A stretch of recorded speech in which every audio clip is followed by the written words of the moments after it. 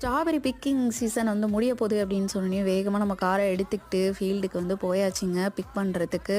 So இங்கே வந்து box எல்லாம் வாங்கிக்கிட்டு எங்கே நமக்காக அலாட் பண்ணுறாங்களோ அந்த இடத்துல பிக் பண்ணலான்னு சொல்லிட்டு அப்படியே போனோம்.